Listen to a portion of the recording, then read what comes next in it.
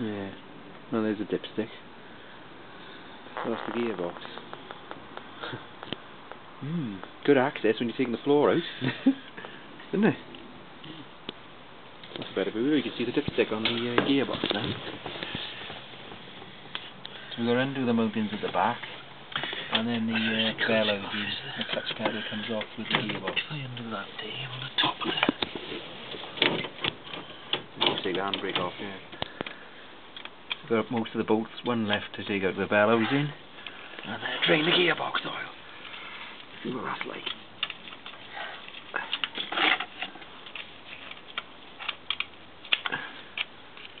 It's quite clean actually. Yeah. When I pulled the dipstick out. Yeah, it doesn't look too bad. I'm going to get a little magnet and stick it inside so it collects all the shite. As you can see with the floor out, you can see up there. And there's the high performance rest of the chassis. So now we're struggling to get the clutch out under all the bellows in bolts, so now trying to get the clutch mechanism off. Get more bits to take off. Another bracket. Should come out then though, shouldn't it? Oh, it's a handbrake ratchet. Oh. Not designed for easy pulling out, is it?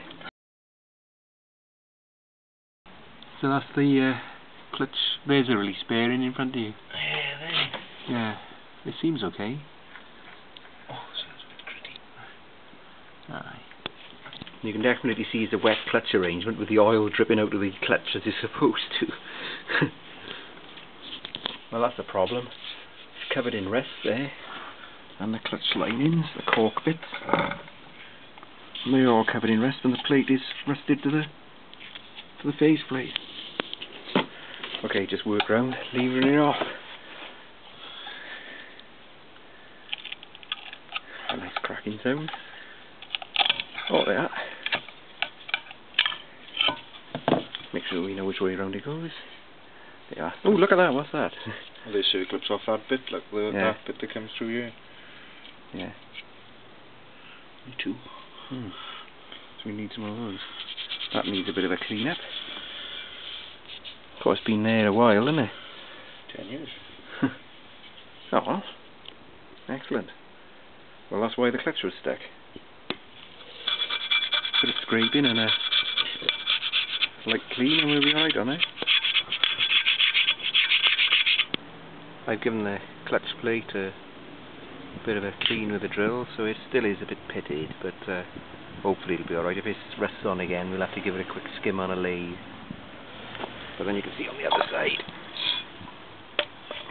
it's a funny design. There's a release bearing, and then there are holes here for the engine oil to come out of the clutch plate, because it's pumped in through the centre of the crank and then swishes out. So now it's cleaning a flywheel up, scraped off the worst of it, and then I'm doing it with the drill and the wire brush again. So the cork's off and the rest is coming off. So that's the flywheel cleaned up, and this thing here, the clutch plate, clips on with 3 springs and circlips, and so it centralises the pressure plate for you, so you don't need to use a centralising tool. So it's quite a neat idea. Yeah. This is the clutch pedal pivot, and when we've taken it off, you can see inside the gears in the gearbox. We wondered why.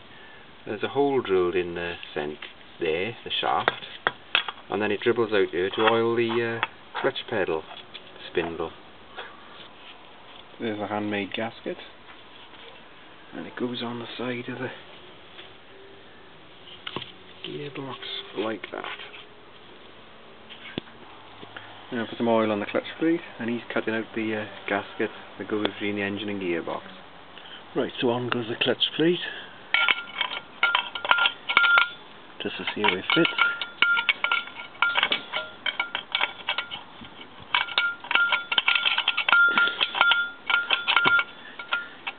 It's quite a tight fit on those.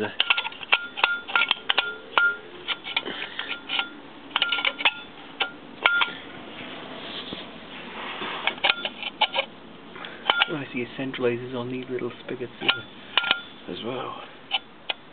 Okay. Right, after trying that, now you can put the springs on.